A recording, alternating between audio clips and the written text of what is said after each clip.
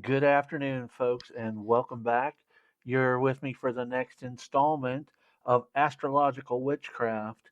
And today we're looking at the part of the birth chart that shows us the seventh, eighth, and ninth houses. And together they form the third quadrant. They shift focus from our identity and private foundations towards relationships, psychological transformation, and the expansion of the higher mind.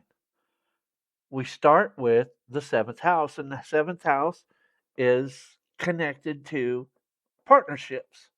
Um, the main themes are one to one connections, marriage, and relationships and dynamics with other people. It does focus on romantic partners, business contracts, close friendships, and open enemies or rivals. Associated with the sign of Libra and the planet of Venus.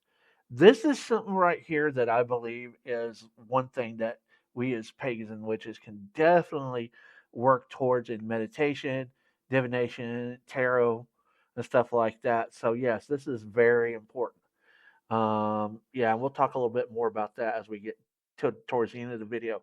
But next, we come into the eighth house, which is transformation, shared resources, intimacy, and deals with profound life changes.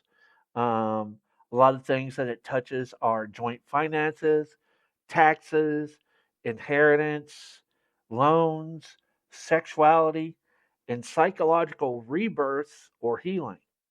It's ruled and associated with Scorpio and the planet Pluto.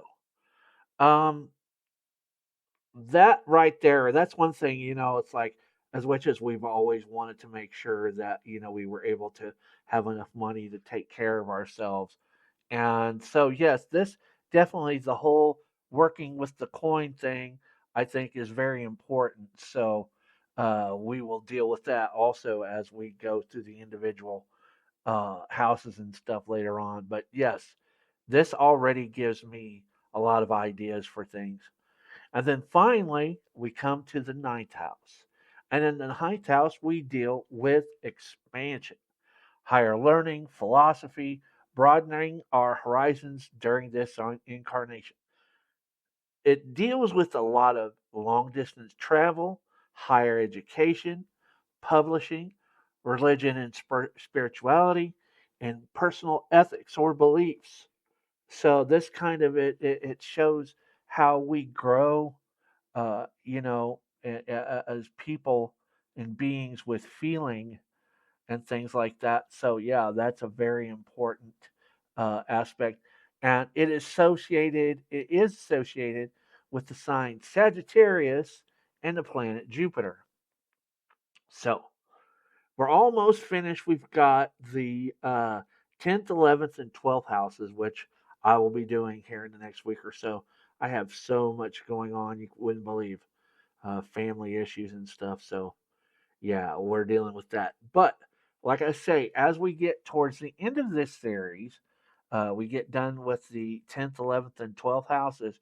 We're going to go back and we're going to take each one of these houses, their signs, constellation, everything magical, and we're going to show and give you guys some ideas on how to work with this, how it can fit into your practice. And so definitely you want to keep an eye out for that. um, Also, we've got some cool stuff coming up here pretty soon that I'm looking very forward to. Put it this way, we've got some videos on herbalism coming, and this is some really good stuff. But I don't want to spoil it, but you'll see it here within the next week. But having said that, check out the video. If you have any questions or comments, leave them here down below. And as always, our links to all of our social media and email and all that stuff will be in the description. So until the next three houses, which will be the last, we'll be doing the 10th, 11th, and 12th, and we'll be dealing with that, and then we'll get into the deeper things of this afterwards. So, having said that, I am Reverend Savannah Walker, the Order of Standing Oak, and Theofrith, Jessup of Raven Temple of CX Wicca here in Springfield, Missouri, I say blessings of Woden and Freya to everyone, and we will see you in the next video.